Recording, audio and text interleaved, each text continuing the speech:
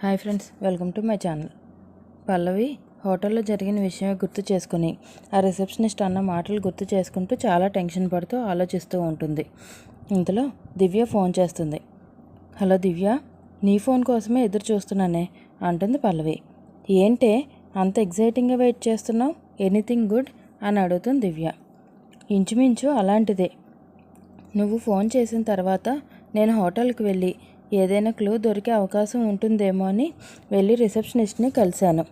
CCTV footage ఇవ్వమని చాలా request చేశాను, చాలాసేపు అడిగాను. కానీ వాళ్ళు నాకు అది చూపించడానికి అస్సలు ఒప్పుకోలేదు. పైగా వాళ్ళు నన్ను చూడగానే రిసెప్షనిస్ట్ ఫేస్లో చాలా భయం, తడబాటు, కొట్టొచ్చినట్టుగా కనబడింది అంటుంది పల్లవి. ఒకవేళ నువ్వు అన్నట్టు ఆ అమ్మాయికి ఏమన్నా తెలిసి ఉంటే ఆ విషయం బయటపడడానికి దొరికిన దారి అస్సలు మిస్ అవ్వద్దు. ఆ అమ్మాయిని పట్టుకొని నిజం రాబట్టు అని చెప్తుంది దివ్య. పల్లవి చాలా టెన్షన్ పడుతూ ఆలోచిస్తూ ఉంటుంది. దానికోసం నా దగ్గర ఒక ఉపాయం ఉంది, అది చెప్తాను, ఫాలో అవ్వు అంటుంది దివ్య. దివ్య, నేను నీలాగా లాయర్ని కాకపోవచ్చు, కానీ తెలివితేటలు ఉపయోగించి నేను నిజాన్ని ఎలా రాబట్టాలో నాకు బాగా తెలుసు అంటుంది పల్లవి. సారీ, అందులో నువ్వు ఆరితేరున్నావు కదా, ఇంకెందుకే లేటు, దుమ్ము దులిపే, నిజాన్ని రాబట్టు, ఉంటాను అని చెప్పి దివ్య ఫోన్ కట్ చేస్తుంది. పల్లవి చాలా టెన్షన్ పడుతూ ఆలోచిస్తూ ఉంటుంది. కార్తీక్ పల్లవి గురించి ఆలోచిస్తూ ఉంటాడు. పల్లవి చెప్పిన మాటలన్నీ గుర్తు చేసుకుంటూ ఉంటాడు. అలాగే తన హోటల్కి వెళ్ళిన విషయం కూడా గుర్తు చేసుకొని చాలా టెన్షన్ పడుతూ ఆలోచిస్తూ ఉంటాడు. రుక్మిణి గారి హోటల్కి ఎందుకు వెళ్ళారో తన్నే అడిగి తెలుసుకోవాలి అనుకుంటూ ఆలోచిస్తూ ఉంటాడు కార్తీక్. అత్తయ్య, నాకు అసలు ఏ విషయం కూడా అర్థం కావట్లేదు. ఇంతకీ కార్తీక్ దానికి హెల్ప్ చేస్తున్నాడా, వ్యతిరేకంగా కేసు డీల్ చేస్తున్నాడా అని అడుగుతుంది సకల. కార్తీక్ మాటల్ని బట్టి చూస్తుంటే తన్ని కాపాడేలాగే ఉన్నాడు అంటుంది వంకిత. కాపాడే ఉద్దేశం ఉంటే అసలు తన్ని ఎందుకు అరెస్ట్ చేస్తాడు అంటుంది సకల. ఏదో సినిమాలో చూసినట్టు నాకు గుర్తు సకల. అందులో హీరో అసలు నేరస్తుడిని బయటికి లాగడానికి తన మనిషిని అరెస్ట్ చేస్తాడు అంటుంది వంకిత. అంటే వాళ్ళు డ్రామా ఆడుతున్నారంటావా అంటుంది సకల. అలా అని కాదు, కానీ అలా అయ్యే ఛాన్స్ ఉంది అని అంటున్నాను అంతే అంటుంది వంకిత. నువ్వనే దాంట్లో కూడా లాజిక్ ఉంది అత్తయ్య. కార్తీక్ తెలివితేటల్ని తక్కువగా అంచనా వేయలేం. ఇలాంటి విషయాల్లో వాడు చాలా షార్ప్గా ఆలోచిస్తూ ఉంటాడు. ఒకవేళ ఇద్దరూ కలిసి డ్రామాలు ఆడుతూ ఉంటే ఈ పల్లవి ఎందుకని కేసు గురించి ఆరా తీస్తుంది అంటుంది సకల. ఏమో, కార్తీక్కి తన వంతు సాయం చేస్తుందేమో అంటుంది వంకిత. తను సాయం చేస్తే వార్నింగ్ ఎందుకు ఇస్తాడు అంటుంది సకల. అవునవును, సహాయం చేస్తే సన్మానం చేస్తారు తప్ప వార్నింగ్ ఎందుకు ఇస్తారు, ఇవ్వరు కదా అంటుంది వంకిత. ఎందుకైనా మంచిది, మనం చాలా జాగ్రత్తగా ఉండాలత్తా అంటుంది సకల. మనం జాగ్రత్తగా ఉండడం ఎందుకు, పడితే గిడితే ఆ మదన్ గాడిని చంపిన వాళ్ళు జాగ్రత్తగా ఉండాలి. కొంపతీసి అందులో నీ హస్తం ఉందా ఏంటి అని అడుగుతుంది వంకిత. లేదత్తా, నాకెప్పుడు అదే పనా ఏంటి, తీగ కదిలిస్తే డొంక కదిలింది అని ఈ కేసు మరీ డీప్గా వెళ్తే ఎక్కడ మన బండారం బయటపడుతుందో అని భయం అంటుంది సకల. అలా అయితే ఓకే అంటుంది వంకిత. ఇద్దరు చాలా టెన్షన్ పడుతూ ఆలోచిస్తూ ఉంటారు. పల్లవి దివ్య చెప్పిన విషయాల గురించి ఆలోచిస్తూ ఉంటుంది. ఇంతలో కార్తీక్ అక్కడికి వస్తాడు. రుక్మిణి గారు, మీతో కాస్త మాట్లాడాలి అంటాడు కార్తీక్. దేని గురించండి అంటుంది పల్లవి. మీ గురించేనండి. మీరు హోటల్కి ఎందుకు వెళ్ళారు అని అడుగుతాడు కార్తీక్. పల్లవి షాక్ అయి చాలా టెన్షన్ పడుతూ అటు ఇటు చూస్తూ ఉంటుంది. అదేనండి, ఇవాళ ఉదయం ప్యాలెస్ హైట్స్ హోటల్కి వెళ్ళారు కదా, ఏదో ఎంక్వైరీ కూడా చేశారంట కదా, దేనికి అంటాడు కార్తీక్. అంటే అది కార్తీక్ గారు అంటూ కంగారు పడుతూ ఉంటుంది పల్లవి. చూడండి, మీరెంత ప్రయత్నం చేసినా చట్టం చేతుల్లో నుంచి తప్పించుకోలేరు అంటాడు కార్తీక్. ఏంటి కార్తీక్ గారు, నాకు శిక్ష తప్పదు అని భయపెడుతున్నారా అంటుంది పల్లవి. లేదండి, జరగబోయేది ఇదే అని వాస్తవాన్ని గుర్తు చేస్తున్నాను అంటాడు కార్తీక్. ఆధారాలుంటే తప్పు చెయ్యకపోయినా సరే శిక్ష వేస్తుందా మీ చట్టం అని అడుగుతుంది పల్లవి. తప్పు చేశారు అని రుజువు చేయడానికే కదా ఆధారాలు ఉండేవి అంటాడు కార్తీక్. అయితే చట్టం మనిషిని నమ్మదన్నమాట అంటుంది పల్లవి. మీరు హత్య చెయ్యలేదు అంటారా అంటాడు కార్తీక్. నేను చెయ్యలేదు అని చెప్తే మీరు నమ్మేస్తారా అని అడుగుతుంది పల్లవి. తప్పు చేసిన వాళ్ళు నిజం చెప్తారు అని ప్రూఫ్ ఏంటి అంటాడు కార్తీక్. తప్పు చేసినవాడు నిజం చెప్పడు, కానీ చెయ్యలేని వాళ్ళు చెయ్యలేదనే చెప్తారు అంటుంది పల్లవి. నోటి మాటను బట్టి నిజం అనే మాట సమాధి అవుతుంది అంటాడు కార్తీక్. ఒకవేళ నమ్మకపోతే జీవితమే నాశనం అయిపోతుంది కదా. హత్య ఎవరు చేశారో కనిపెట్టడం మీ డ్యూటీ కార్తీక్ గారు, కానీ చెయ్యలేదు అని ప్రూవ్ చేసుకోవడం నా బాధ్యత అని చెప్తుంది పల్లవి. అందుకని నేను చెయ్యాల్సిన పని కూడా మీరే చేస్తారా అని అడుగుతాడు కార్తీక్. పల్లవి చాలా టెన్షన్ పడుతూ చూస్తూ ఉంటుంది. చూడండి, మీరు ఈ హత్య చేశారా లేదా అని నిర్ణయించేది మీరో నేనో కాదు, కోర్టు. మీరు ఎన్ని ప్రయత్నాలు చేసినా సరే కోర్టు కళ్ళు కప్పలేరు, ఆ సాక్ష్యాల్ని మార్చలేరు. అనవసరంగా వృధా ప్రయత్నాలు చేయడం మానేయండి. మీ మీద నాకు కొంత నమ్మకం ఉంది, దాన్ని దయచేసి చెడగొట్టుకోకండి అని చెప్తాడు కార్తీక్. పల్లవి చాలా టెన్షన్ పడుతూ చూస్తూ ఉంటుంది.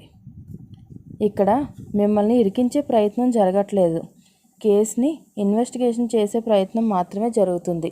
దయచేసి దాన్ని అర్థం చేసుకోండి అని చెప్పి కార్తీక్ అక్కడి నుంచి వెళ్ళిపోతాడు. పల్లవి చాలా బాధపడుతూ ఆలోచిస్తూ ఉంటుంది. కార్తీక్ స్వీటీకి భోజనం తినిపిస్తూ ఉంటాడు. ఇంతలో స్వీటీకి పొలమారుతూ ఉంటుంది. ఈలోపు పల్లవి వాటర్ తీసుకొచ్చి స్వీటీకి పట్టిస్తూ ఉంటుంది. స్వీటీ వాటర్ తాగాక కార్తీక్ మళ్ళీ భోజనం తినిపిస్తూ ఉంటాడు. కార్తీక్ పల్లవి ఇద్దరు ఒకరినొకరు చూసుకోకుండా స్వీటీకి భోజనం తినిపిస్తూ ఉంటారు. స్వీటీ మాత్రం వాళ్ళిద్దరి వైపే చూస్తూ ఉంటుంది. కార్తీక్ భోజనం తినిపించేసి స్వీటీకి ట్యాబ్లెట్స్ వేస్తాడు. స్వీటీ అదంతా చూస్తూ వాళ్ళిద్దరి వైపే చూస్తూ చాలా బాధపడుతూ ఆలోచిస్తూ ఉంటుంది స్వీటీ. ఇక నువ్వు పడుకునే టైం అయింది, లే అంటాడు కార్తీక్. బ్యాడ్ పోలీస్, ఇది అసలు మన ఇల్లేనా? ఏం లేదు, నాకు ఇంత సైలెంట్గా చూస్తుంటే ఇది ఏదో లైబ్రరీ ఏమో అనుకున్నాను అంటుంది స్వీటీ. కార్తీక్ పల్లవి ఇద్దరు చాలా బాధపడుతూ చూస్తూ ఉంటారు. సరే, ట్యాబ్లెట్స్ వేసుకున్నావు కదా, ఇక నువ్వు రెస్ట్ తీసుకో అంటాడు కార్తీక్. నేను రెస్ట్ తీసుకుంటానులే, కానీ మీ ఇద్దరు ఒకసారి దగ్గరికి రండి, ప్లీజ్ దగ్గరికి రండి అంటూ వాళ్ళిద్దరు చెయ్యి పట్టుకుని బలవంతంగా దగ్గరికి లాగుతుంది. మీరిద్దరూ ఒకరి కళ్ళల్లోకి ఒకరు చూసుకోండి అంటుంది స్వీటీ.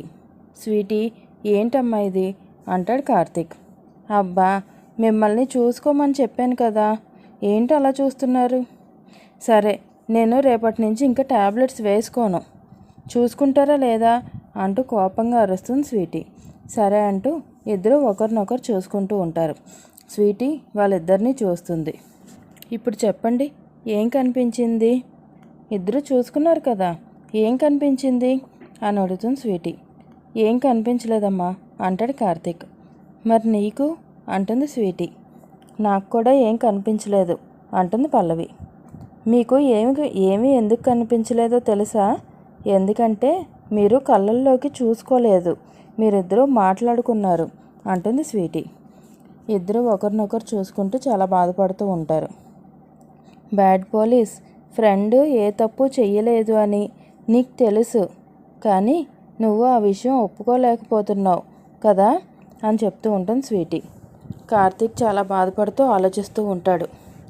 ఫ్రెండు, బ్యాడ్ పోలీసు నిన్ను చాలా ఇష్టపడుతున్నాడు, ఆ విషయం నువ్వు తెలుసుకోలేకపోతున్నావు అంటుంది స్వీటీ. పల్లవి కూడా చాలా బాధపడుతూ కార్తీక్ వైపు చూస్తూ ఉంటుంది. స్వీటీ కూడా చాలా బాధపడుతూ వాళ్ళిద్దరినీ చూస్తూ ఉంటుంది. మీరిద్దరూ కలిసి ఉంటే చాలా బాగుంటుంది, ప్లీజ్ ఈ నిజం చెప్పి విడిపోకండి ప్లీజ్ అంటూ బ్రతిమలాడుతూ ఉంటుంది స్వీటీ. కార్తీక్ పల్లవి ఇద్దరు కూడా చాలా బాధపడుతూ ఒకరినొకరు చూసుకుంటూ ఆలోచిస్తూ ఉంటారు. ప్లీజ్ నా కోసం, ప్లీజ్ బ్యాడ్ పోలీస్ నా కోసం అంటూ బ్రతిమలాడుతూ ఉంటుంది స్వీటీ.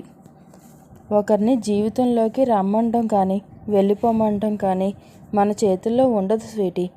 కాలాన్ని బట్టి చాలా చాలా మారాల్సి వస్తుంది అని చెప్తూ ఉంటాడు కార్తీక్. పల్లవి చాలా బాధపడుతూ కార్తీక్ వైపు చూస్తూ ఏడుస్తూ ఉంటుంది. ఇప్పటికే బాగా లేట్ అయింది, నువ్వు రెస్ట్ తీసుకో అని చెప్పి కార్తీక్ అక్కడి నుంచి వెళ్ళిపోతాడు. రాధిక మాత్రం చాలా బాధపడుతూ చూస్తూ ఉంటుంది. పల్లవి ఎవరో చూడకుండా సీక్రెట్గా స్వీట్ బాక్స్ ఒకటి తీసుకొని రిసెప్షనిస్ట్ ఇంటికి వెళ్తుంది. లత గారు అని పిలుస్తూ ఉంటుంది పల్లవి. ఇంతలో రిసెప్షనిస్ట్ బయటకు వస్తుంది. చెప్పండి, ఎవరు కావాలి మీకు అని అడుగుతుంది లత. అవన్నీ కాదు కానీ ముందు ఈ స్వీట్ తీసుకోండి అంటూ స్వీట్ ఇస్తుంది పల్లవి. ఎవరో ఏంటో చెప్పకుండా స్వీట్ తీసుకోమంటారు ఏంటండి, అసలు ఎందుకు వచ్చారు, ఏం కావాలి మీకు అని అడుగుతుంది లత. అబ్బా, ముందు ఈ స్వీట్ తీసుకోమంటున్నాను కదండి, తినండి. నా పేరు అమూల్య అండి. ఈ కాలనీకి కొత్తగా వచ్చాను. అందరినీ పరిచయం చేసుకోవడం కోసం ఇలా ఇంటింటికి వచ్చి అందరికీ స్వీట్స్ ఇస్తున్నాను అని చెప్తుంది పల్లవి. ఏంటి, ఇలా కూడా పరిచయం చేసుకుంటారా? అవును, నా పేరు లత అని మీకెలా తెలుసు అని అడుగుతుంది లత. అరే, మీరు ముందు స్వీట్ తినండి అంటూ తనతో బలవంతంగా స్వీట్ తినిపిస్తూ ఉంటుంది పల్లవి.